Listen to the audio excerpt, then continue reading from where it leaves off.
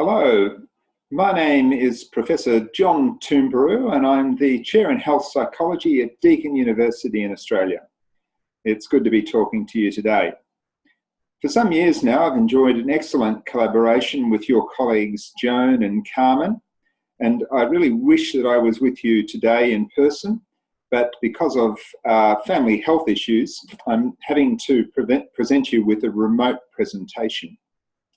The topic we're talking to you about is the involvement of young people in effective prevention programs, and we're very keen on trying to measure the benefits.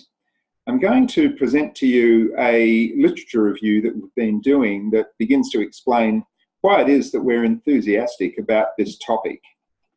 So obviously this is something that is important to many people, and so we try to get to the bottom of what does the evidence say about this particular topic and why it is that we think that people should be enthused by doing work in this area. So we've been conducting a systematic review of the benefits of youth involvement in the implementation of prevention science programs.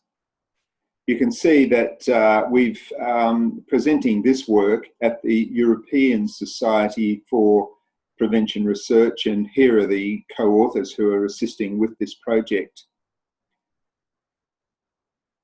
It's obviously very important because in the European Society for Prevention Research, we can see that the type of work we're trying to do here is very much at the heart of the mission of such society and for others that are active here in Australia and also active in the US.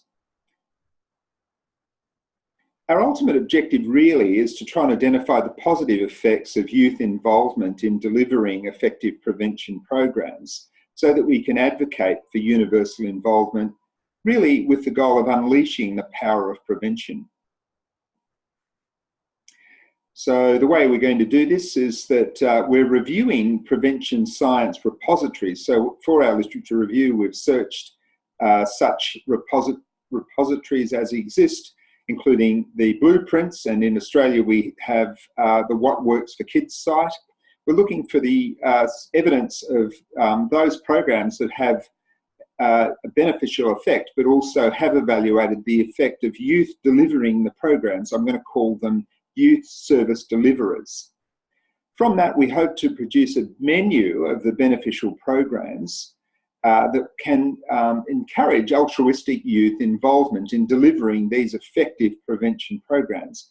And that would enable us to trial these beneficial programs, and really where we're going, I very much want to see us have an international trial looking at youth delivering and receiving these prevention programs and measuring the benefits for both.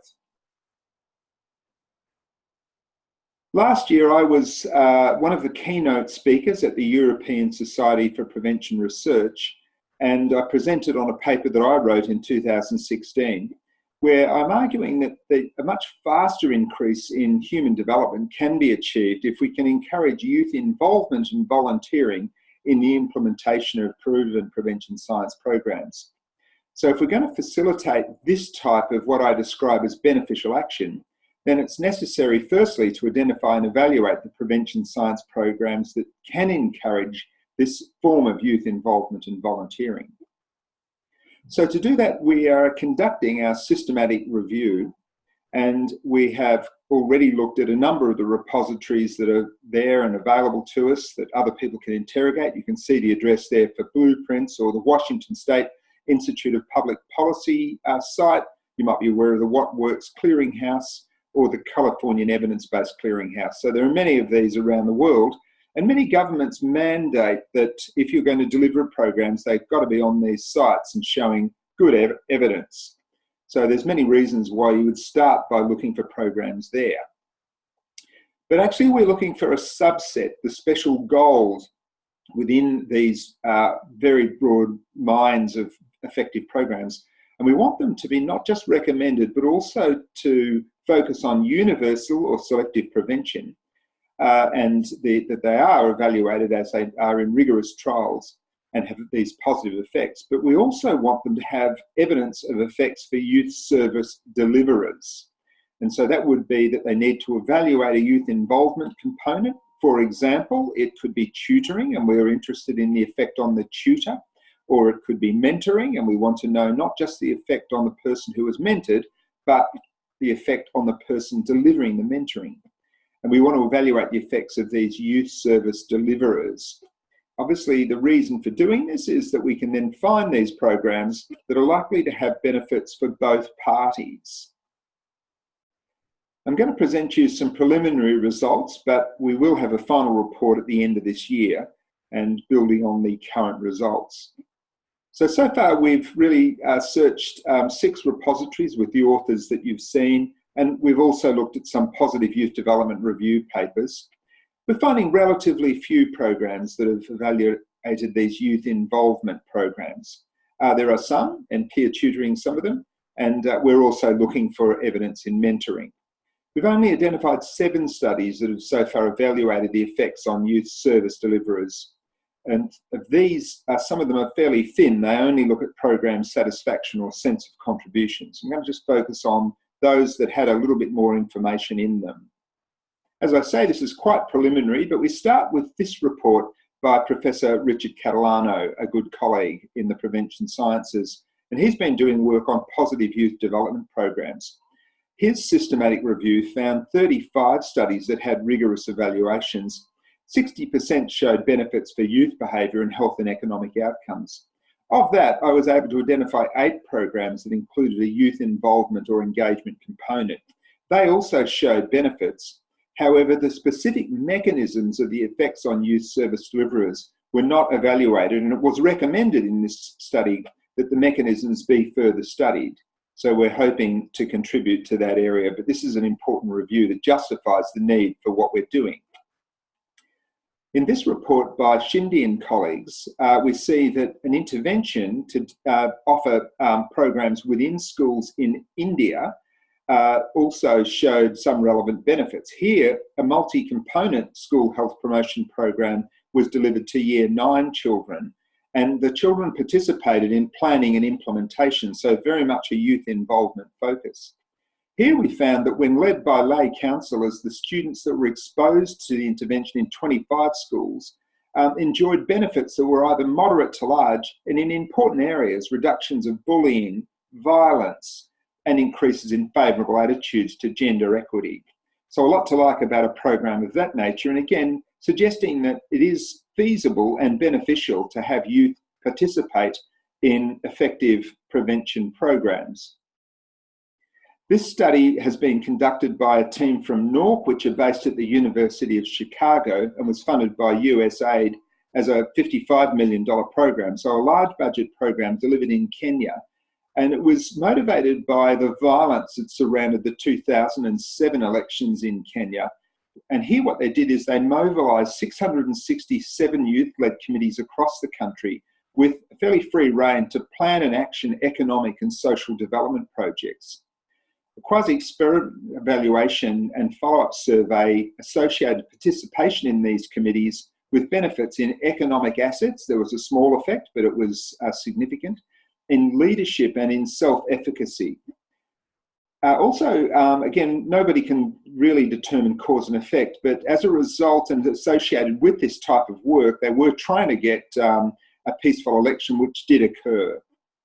So also the notes in this study emphasise that this could be improved with increased mentoring and program guidance, and that's the sort of direction that we're trying to go in with involving youth in prevention science. So we see here very good evidence that youth can play a useful role. It can actually have a nationally positive effect.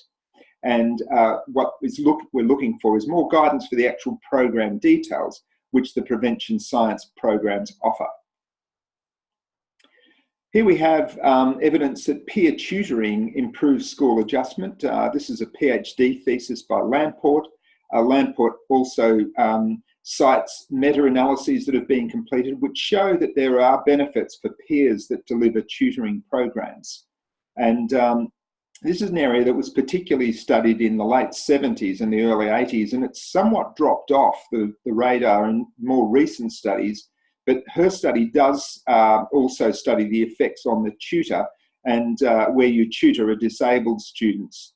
And what you find is that you have benefits in your vocabulary, in your phonetic analysis for reading, and your attitudes to school, plus reduced behaviour problems. So a lot to like in actually, again, supporting the idea that there are benefits in many prevention delivery programs for the youth that are involved in that service delivery.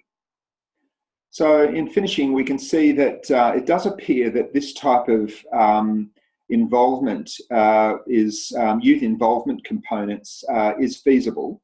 And there are a number of programs, a limited number, that have actually also have these youth involvement components.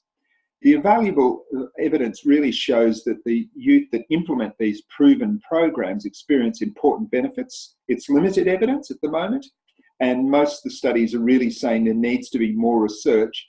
But we do see improvements both in social and behavioural adjustment, and in the study in Kenya, we see that potentially it can also have economic benefits. So there are only a very small number of these programs that have been evaluated that test mechanisms, and really the mechanism tests are not sophisticated and they're still very broad brush. So further areas of study are needed in this area. But we do think that this type of implementation is likely to have be a method of really scaling up the delivery of the prevention sciences if we could find a way of mobilising youth in the way that some of these programs have, both within the school context and in the community context. So if that is the case, there should be a comparative economic case to make, and so that should be evaluated. So I close by asking you to get involved with the issues that Joan and Carmen are going to be presenting. And we want you to tell us if you're aware of youth involvement programs that might exist in your domain. So I thank you for listening to me, and I'm sure that you're going to have a very useful discussion about where do we take this program of work in the next step. So good luck and my best wishes.